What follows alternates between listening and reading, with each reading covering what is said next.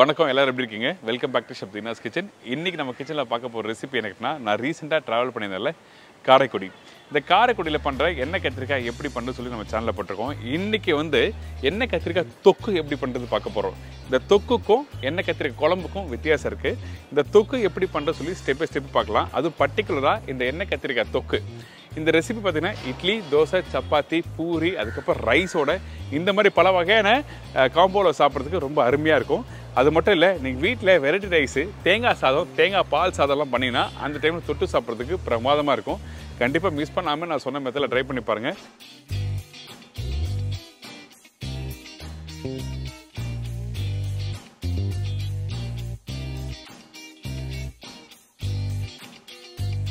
கத்திரிக்காய் வச்சு நீங்கள் பல விதமாக நீங்கள் வீட்டில் ட்ரை பண்ணியிருப்பீங்க. ஆனால் தொக்கு இந்த மெத்தடில் ட்ரை பண்ணி பாருங்களேன். நெக்ஸ்ட் டைம் மாற்றவும் மாட்டீங்க, இந்த மெத்தடை ஃபாலோ பண்ணுவீங்க. இப்போ இந்த ரெசிபிக்கு தேவையான பொருட்கள் பார்த்தலாமா? செட்டிநாடு எண்ணெய் கத்திரிக்காய் தொக்குக்கு தேவையான பொருட்கள்: கத்திரிக்காய் 1/4 கிலோ, பெரிய சைஸ் வெங்காயம் 2 நம்பர், பெரிய சைஸ் தக்காளி 4 நம்பர், பச்சை மிளகாய் 2 நம்பர், காய்ந்த மிளகாய் 2 நம்பர், துருவிய தேங்காய் 2 டேபிள் ஸ்பூன், முந்திரி பருப்பு 10லேருந்து 15 நம்பர், பொட்டுக்கடலை 3/4 டேபிள் ஸ்பூன், சோம்பு 3/4 டீஸ்பூன், கசகசா 1/2 டீஸ்பூன், முழு கரம் மசாலா தாளிப்புக்கு தேவையான அளவு, வெந்தயம் சிறிதளவு, மஞ்சத்தூள் 1/4 டீஸ்பூன், சில்லி பவுடர் 1 டீஸ்பூன், தனியா பவுடர் 1 டீஸ்பூன், புளி மீடியம் லெமன் சைஸ், கருவேப்பிலை சிறிதளவு, கொத்தமல்லி தேவையான அளவு, உப்பு டு டேஸ்ட், நெல்லெண்ணெய் சமைக்கிறதுக்கு தேவையான அளவு.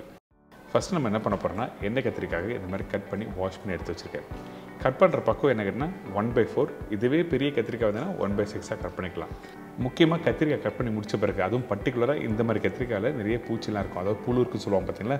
ஸோ அதனால் நல்லா க்ளீன் பண்ணிவிட்டு நல்லா இருக்க கத்திரிக்காய் மட்டும் எடுத்து இந்த ரெசிபிக்கு யூஸ் பண்ணுங்கள். அதே மாதிரி இந்த கத்திரிக்காயோட காம்பு பெருசாக இருந்ததுன்னா பாதி கட் பண்ணிங்க, பாதியோடு ஃப்ரை பண்ணுறோம். அடுத்து நம்ம என்ன பண்ண போகிறோம் கேட்டிங்கன்னா, இந்த எண்ணெய் கத்திரிக்காய், அதாவது செட்டிநாடு எண்ணெய் கத்திரிக்காய் தொக்கு பண்ணுறதுக்கு ஒரு கடாயில் கொஞ்சமாக எண்ணெய் யூஸ் பண்ணியிருக்கேன். இதுக்கு பிறகு 3/4 டேபிள் ஸ்பூன் சோம்பு சொல்லியிருக்கேன் பார்த்தீங்களா, அதில் 1/2 டேபிள் ஸ்பூன் சோம்பு இந்த இடத்துல யூஸ் பண்ணுறேன், மீதி தாளிப்புக்கு யூஸ் பண்ணுறோம்.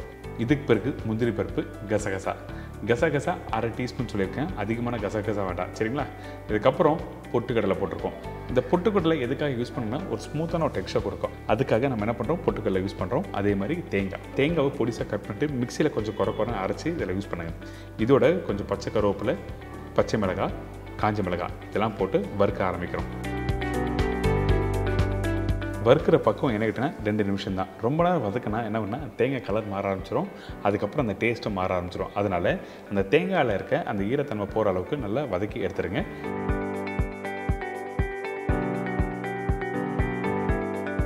ரெண்டு நிமிஷம் கழிச்சு நம்ம என்ன பண்ணுறோம்னா, மிக்ஸி ஜாரில் போட்டு அரைக்க ஆரம்பிக்கிறோம்.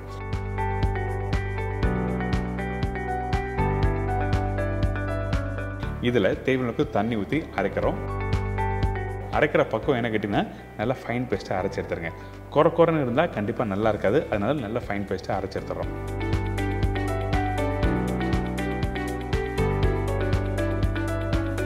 பார்த்தீங்களா, இந்த மாதிரி பக்குவமாக அரைச்சி எடுத்துருங்க.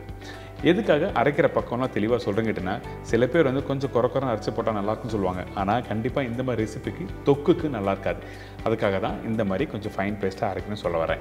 இதுக்கப்புறம் கத்திரிக்காய் ஃப்ரை பண்ண போகிறோம். எண்ணெய் கரெக்டான சூடில் இருக்கணும். கத்திரிக்காய் போட்ட உடனே கலர் மாறக்கூடாது. கரெக்டான எண்ணெய் சூடில் நீங்கள் ஃப்ரை பண்ணும்போது என்ன பண்ணால் உங்களுக்கு கலர் நல்லா கொடுக்கும். இதுவே ஐ ஃப்ளேம் வச்சு ஃப்ரை பண்ணி போட்டால் என்ன ஆகும், கத்திரிக்காய் கலர் மாறிடும், ஆனால் கத்திரிக்காய் வேகாது. அதனால ரொம்ப நேரம் குக் பண்ணுற மாதிரி ஆகிடும். அதுக்கு பிறகு கிரேவியில் நீங்கள் போட்டிங்கன்னா மசிஞ்சு போயிடும், அதாவது மேஷ் ஆகிடும் சொல்ல வரேன்.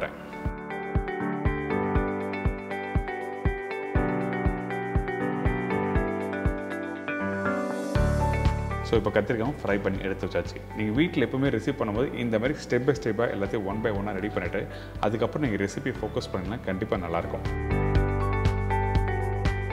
இதுக்கப்புறம் நம்ம என்ன பண்ணுறோம், வெங்காயம் தக்காளி வதக்கி இந்த ரெசிபி கம்ப்ளீட் பண்ண போகிறோம். அதனால் தேவையான அளவுக்கு நல்லெண்ணெய்.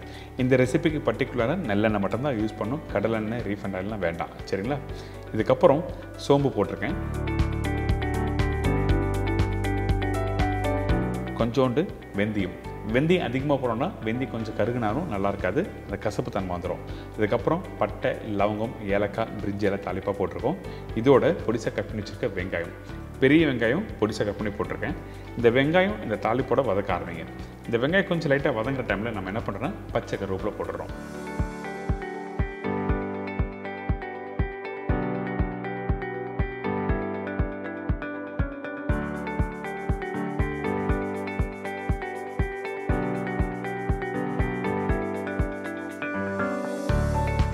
கரெக்டாக 50% அளவுக்கு இந்த மாதிரி வதங்கிருக்கணும். வெங்காயம் கொஞ்சம் வதங்கின மாதிரி இருக்கணும், கலர் மாறக்கூடாது. சரிங்களா? இதுக்கப்புறம் மஞ்சத்தூள் போடுறோம். இந்த மஞ்சத்தூள் போட்டு அந்த வெங்காயத்தோட நல்லா மிக்ஸ் பண்ணுங்கள். எதுக்காக எடுத்த உடனே மஞ்சத்தூள் போடுறேன்னு கேட்டிங்கன்னா, இந்த ரெசிபிக்கு தக்காளி போட்ட பிறகு மஞ்சத்தூள் போட்டால் தண்ணி விட ஆரம்பிக்கும். அதனால் ஃபஸ்ட்டே மஞ்சத்தூள் போட்டு நல்லா வதக்கிட்டு அதுக்கு பிறகு தக்காளி போடுறோம். இந்த மாதிரி பண்ணும்போது அந்த தக்காளி வந்து அப்படியே முழுசாகவும் தெரியும், தொக்கு மாதிரி வரும் உங்களுக்கு. இப்போ தக்காளியும் நல்லா மிக்ஸ் பண்ணிவிட்டு அதுக்கு பிறகு பவுடர் மசாலா யூஸ் பண்ணுறோம். இந்த இடத்துல மிளகாய் பவுடர் வந்து 1 டீஸ்பூன்னா 1.5 டீஸ்பூன் தனியாத்தூள் யூஸ் பண்ணியிருக்கேன். அதுக்கு பிறகு உப்பு இதெல்லாம் போட்டு நல்லா மிக்ஸ் பண்ண ஆரம்பிங்க.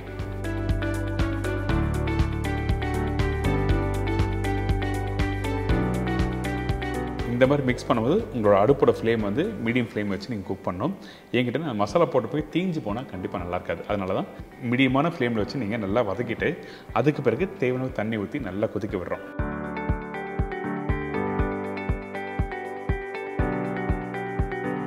கொதிக்கும் போது நம்ம என்ன பண்ணுறோம், 4 தக்காளி சொன்னோம் பார்த்தீங்களா? ஃபஸ்ட்டு 2 தக்காளி பொடிசு கட் பண்ணி போட்டிருக்கேன். இந்த மாதிரி மசாலா ரெடியான பிறகு இன்னும் 2 தக்காளி போட்டிருக்கோம். இதோட கொஞ்சம் கொத்தமல்லி போட்டு இந்த மசாலாவை நல்லா குக் பண்ணுறோம். அதாவது தொக்கு மாதிரி வந்த பிறகு தான் அடுத்த ஸ்டேஜ் புளி யூஸ் பண்ண போகிறோம். எதுக்காக தக்காளி இந்த மாதிரி யூஸ் பண்ணுறதுன்னா காரணம் இருக்குது.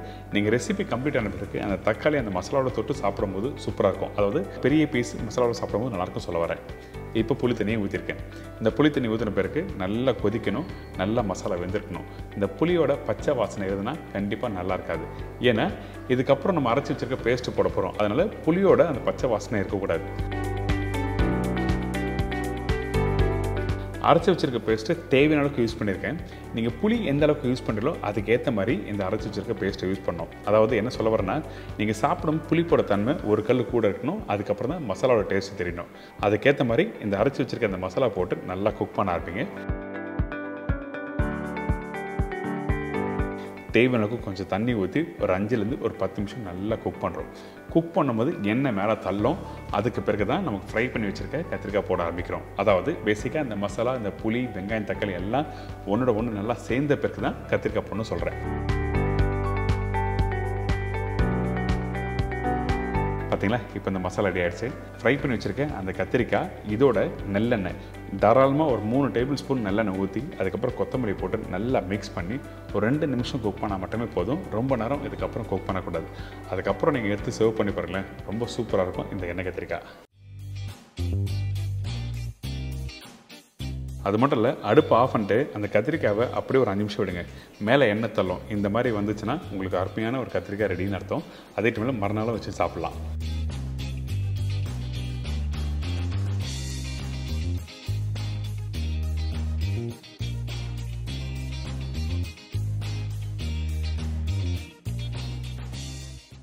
எனக்கு இப்போ எல்லாம் தெரிஞ்சிருக்கும் செட்டிநாடு எண்ணெய் கத்திரிக்காய் எப்படி பண்ணுறதுன்னு. ரொம்ப சிம்பிள் தான். பேசிக்காக நம்ம வீட்டில் இருக்க பொருளை வச்சு லைட்டாக வதக்கிட்டு, அதாவது அந்த மசாலா எல்லாத்தையும் வதக்கிட்டு அதுக்கப்புறம் அரைச்சி அந்த கத்திரிக்காவை எப்படி நான் யூஸ் பண்ணியிருக்கேன்னு சொல்லிட்டு விளக்கமாக கொடுத்துருக்கேன். உங்களுக்கும் புரிஞ்சிருக்கேன்னு நினைக்கிறேன். வேறு எதனா டவுட்ஸ்னால் கண்டிப்பாக கேட்கலாம். இதே மாதிரி நாளைக்கு இன்னொரு சூப்பர் ரெசிபி சந்திக்கிறேன். நன்றி, வணக்கம், see you, bye bye, take care.